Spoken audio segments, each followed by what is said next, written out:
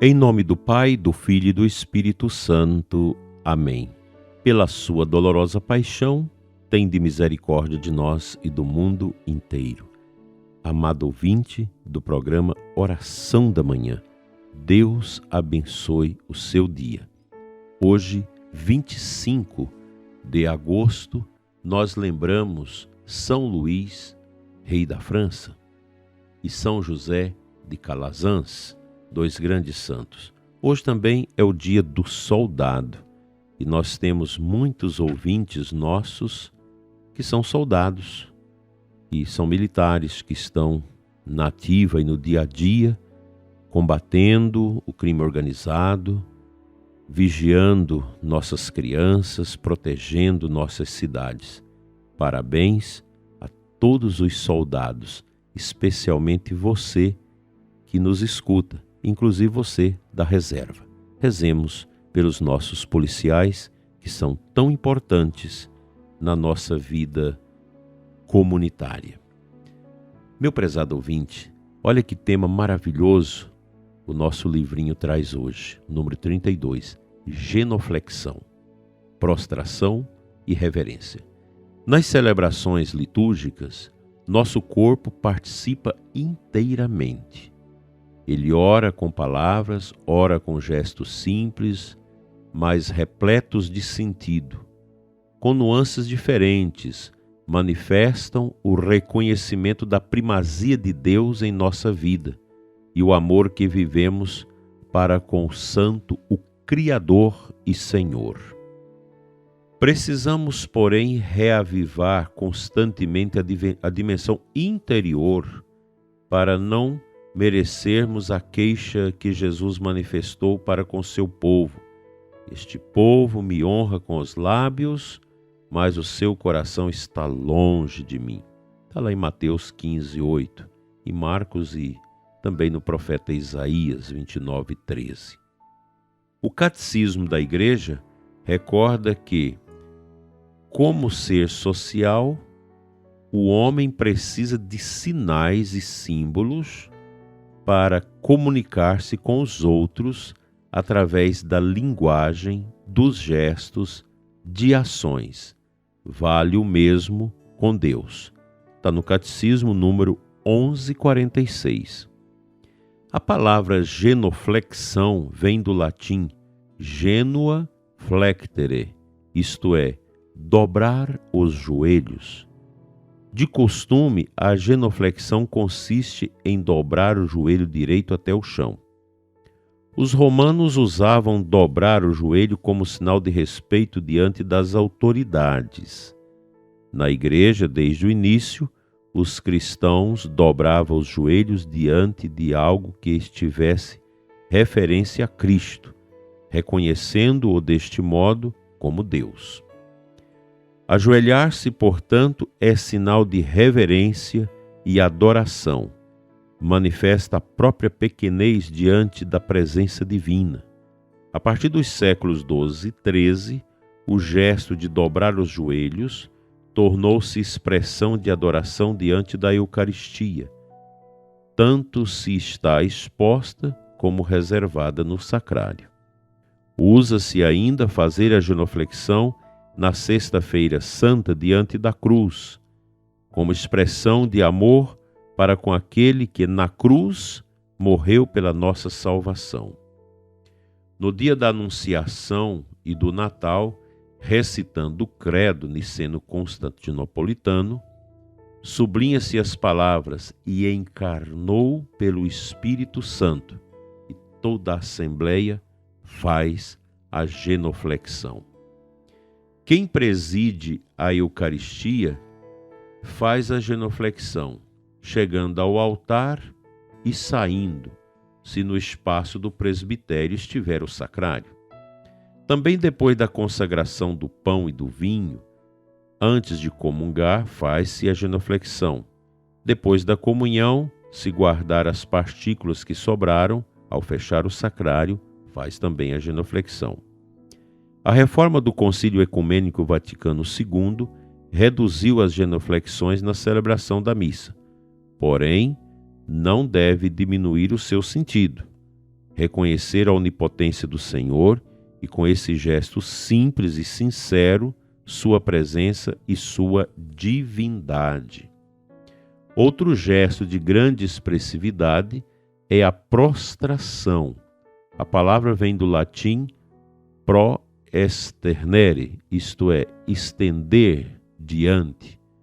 Usa-se esse gesto na Sexta-feira Santa, quando o sacerdote, chegando ao altar, prostra-se no solo em silêncio, enquanto a comunidade se ajoelha. Nas ordenações de diácono, presbítero e bispo, como também na bênção do abade e da abadesa e na profissão religiosa, os candidatos se prostram enquanto a comunidade canta a ladainha de todos os santos.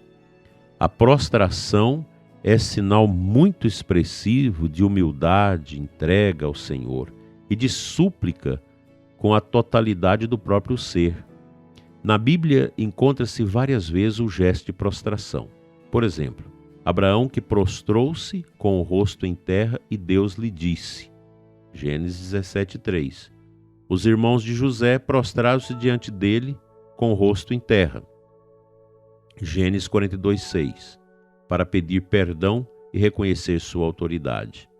Moisés curvou-se imediatamente até o chão e prostrou-se em adoração diante do Deus da aliança. Êxodo 34:8. Também prostravam diante de Jesus os que queriam manifestar-lhe sentimentos de adoração. Mateus 14:33. Outro gesto simples, mas com sentido de veneração, respeito, humildade e fé, é a inclinação da cabeça e do corpo. Faz-se inclinação da cabeça quando se nomeia junto às três pessoas divinas, em nome de Jesus, da Virgem Maria e dos santos, em cuja honra se celebra a missa. A inclinação do corpo, ou inclinação profunda, se faz ao altar. As orações, ó Deus Todo-Poderoso, purifica-me e de coração contrito. No símbolo, as palavras, e se encarnou. No cânon romano, as palavras, nós vos suplicamos. São esses gestos bonitos que nós devemos guardar dentro desse nosso sentimento de amor à tradição da Igreja. Portanto, para nós sacerdotes, a gente precisa ter atenção a isso. Eu percebo que muitos padres já não ajoelham mais quando se passa diante do Santíssimo. Quando se consagra a hóstia no corpo de Cristo, o padre, após mostrar a hóstia ao povo, ajoelha-se, faz a genuflexão. O mesmo ocorre com a consagração do cálice do sangue. Depois, lá no Cordeiro de Deus, quando você faz a fração do pão, quebra aquele pedacinho que nós falamos ontem de hóstia e coloca no vinho, no cálice, o sacerdote reza uma oração pedindo a Deus para não lhe dar a condenação por causa dos pecados, e ele agora vai comungar, então se faz a genuflexão. Os concelebrantes, quando vêm ao altar para comungar, de per si, deve fazer a genuflexão. E quando Jesus vai deixar o altar, quando você recolhe todas as partículas que sobraram naquele cibório, naquela âmbula, coberta sempre com um véu, tem muitos lugares que não usa isso, mas é a dignidade que se dá a Cristo na hóstia consagrada. Então o sacerdote genufleta antes de entregar as hóstias para o ministro ou diácono que vão portá-los até o tabernáculo, o sacrário. O respeito à Eucaristia, a piedade que nós devemos ter com Jesus Eucarístico, aprofunda a Igreja no seguimento de Cristo. Quando se perde esses elementos por causa de ideologia, por causa de uma teologia vesga, caolha, como essa que nós estamos vivendo aí há tantos decênios, uma teologia que quer não edificar a Igreja, mas desconstruir a Igreja, e fazer com que a igreja seja uma ONG, seja apenas um sindicato, seja apenas um grupo qualquer, essa mentalidade nós precisamos refutá-la. Os seminaristas devem crescer já no seminário, refutando essas ideias pagãs, miseráveis, essas ideias de desconstrução da piedade e da sacralidade que estão aí. A gente não pode ter vergonha de falar isso. Nós não podemos nos calar diante desses atropelos que muita gente faz à Eucaristia, porque já não tem fé. Católico sem fé. Se você é essa pessoa que quer uma outra igreja, pois funda outra igreja para você. Mas deixa a igreja com seus dogmas, com a sua disciplina, com seus costumes, com a sua liturgia, com seus sinais. Nós não podemos ceder a essas tentações de apostasia desses tempos que querem introduzir elementos estranhos no caminho da nossa igreja. A liturgia é ímpar e nós não somos dono dela. Quem é dono da liturgia é nosso Senhor Jesus Cristo. A Ele a glória e a adoração pelos séculos dos séculos. Amém.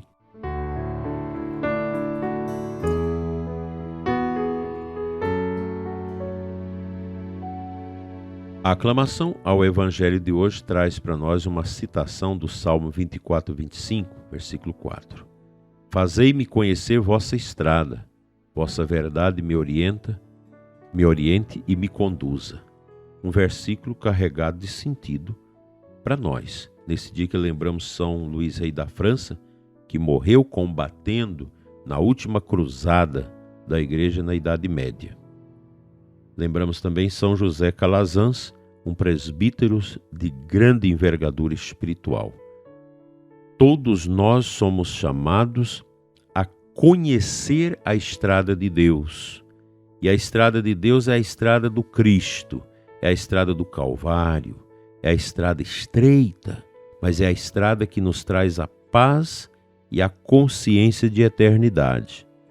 E a verdade de Deus é que nos orienta e nos conduza. Nos nossos tempos, o relativismo, todo esse hedonismo tem tentado dominar o coração das pessoas numa vida sem Deus, numa vida esquisita, numa vida sem fé. E nós católicos que temos consciência do nosso batismo, nós sacerdotes que temos consciência do nosso ministério, nós não podemos ceder a esses atropelos diabólicos dos nossos tempos, que querem nos roubar o direito da fé, o direito de pensar na eternidade, que quer nos fazer olhar para a criatura e esquecer o Criador. Ao contrário, nós queremos elevar as nossas vistas ao Criador, louvá-lo e adorá-lo pelos séculos dos séculos. Amém.